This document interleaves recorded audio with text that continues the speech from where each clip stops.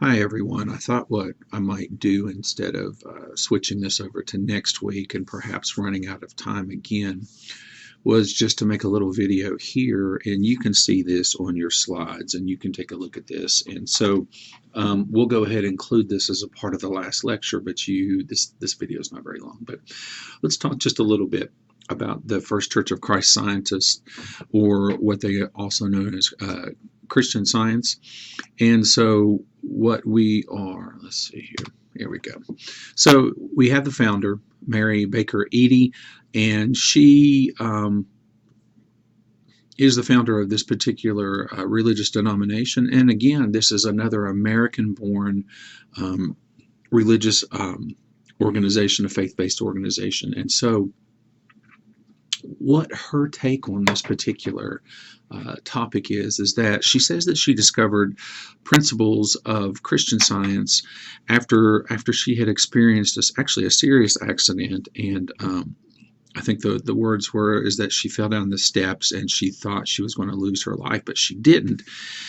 And so after this serious fall, as with some people, she was re-examining her life. And so she was reading particular Bible passages, especially about healing. And so she came upon an epiphany, and well, there's one of those words again, that what she thinks that she discovered is that a discovery of healing that Jesus advocated in the Bible. And so she began to study and she began to do some research on this. And so she established, after she had worked through her teaching, she established the Church of Christ Science in Boston, Massachusetts, all the way back in 1879. And so what we are actually kind of looking at here that she is espousing is that her definitions of God is a divine whole and all, an all-pervading intelligence and love, a divine infinite principle. And so MBE, that's her, Mary Baker Eddy, and these are from some of her miscellaneous writings.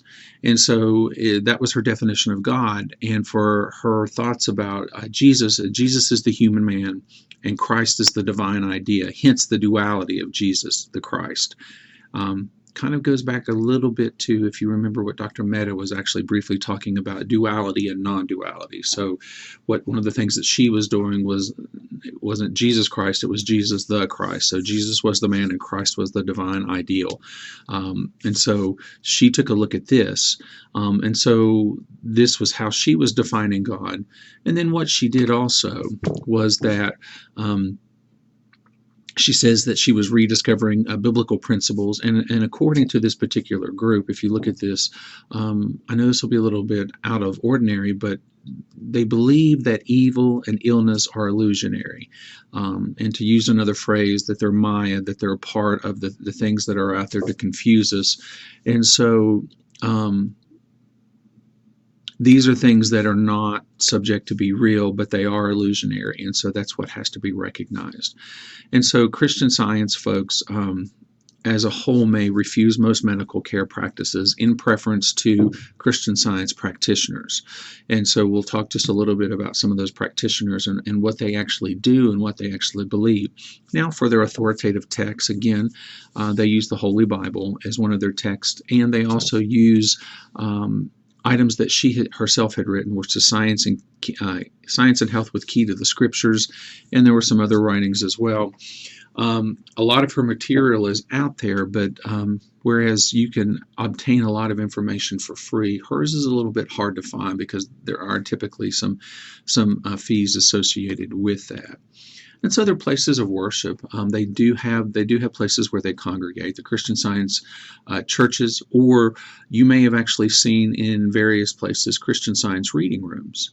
And so, I might, if we were in class, I might ask you if you knew of any of these places around in the Tri-Cities area.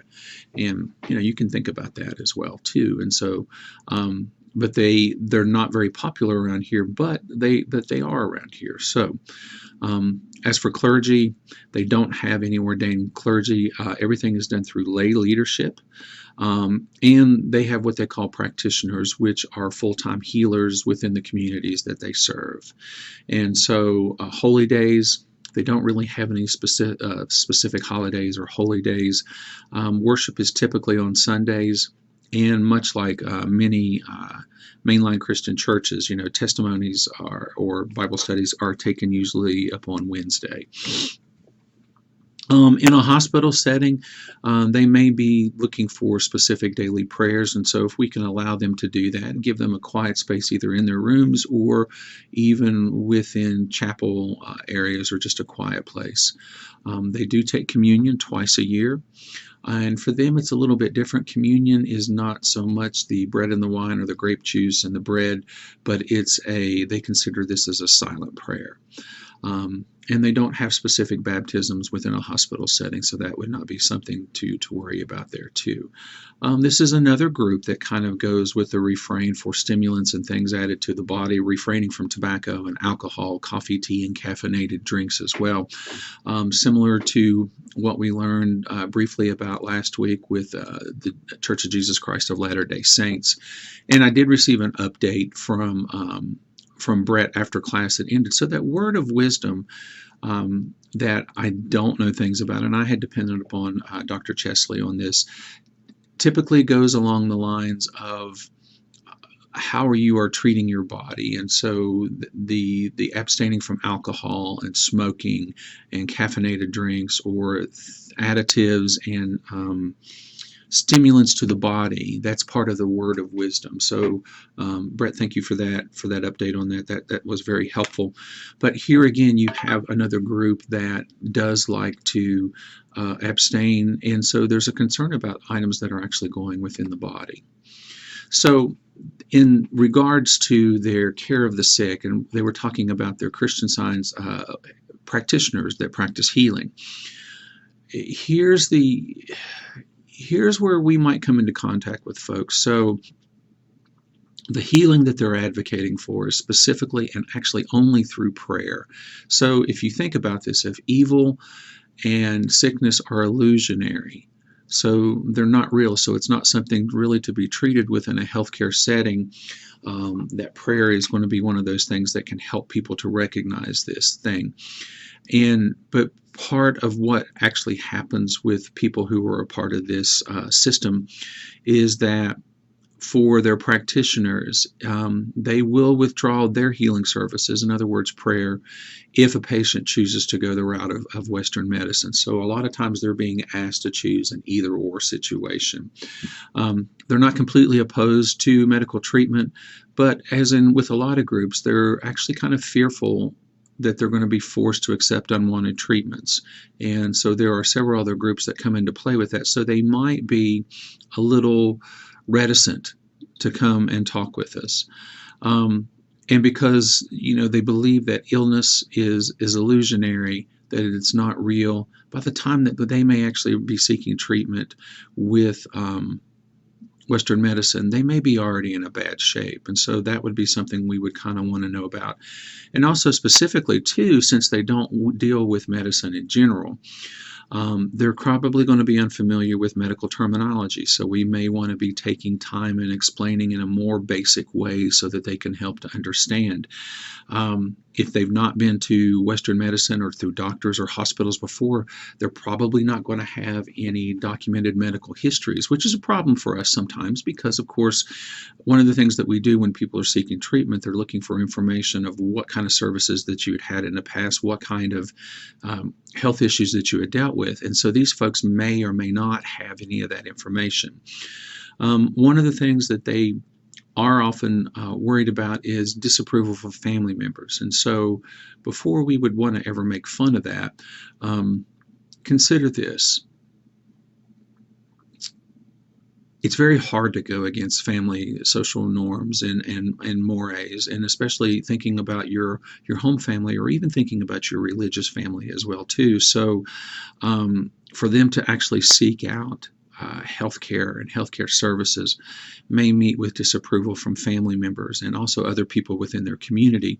And so again, they're being asked to choose between their way of believing and their faith and also accessing Western medicine. So there's anxiety there already. And so if they seem overly anxious or if that is something that they're doing, we want to be extra cautious and extra, just working with them a little bit more, because this is going to be a difficult process for them. And so if they decide to do that, we want to make their options as easy as possible. And oftentimes they do refuse palliative care or even pain medication. And again, this goes back to their orientation in their belief system, because if illness is illusionary, then I really don't need medicine to kind of make me feel better. And so that may take some patience. That also may be talking through some of those issues with them so that they can better understand.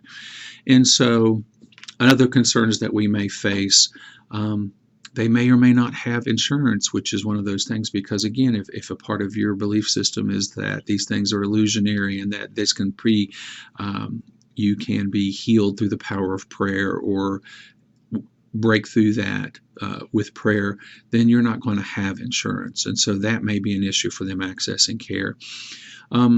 They can refuse treatment for themselves, and of course this is a guideline that we have in regarding lots of medical care issues.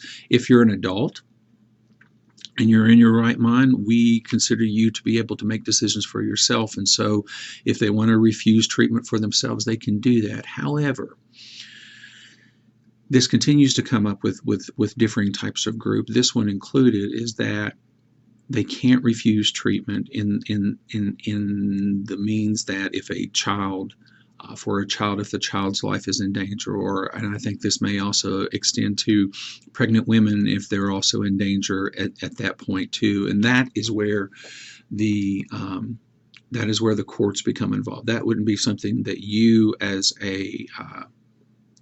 a health worker would be. You might be directly involved with it, but you're not going to be making the decisions.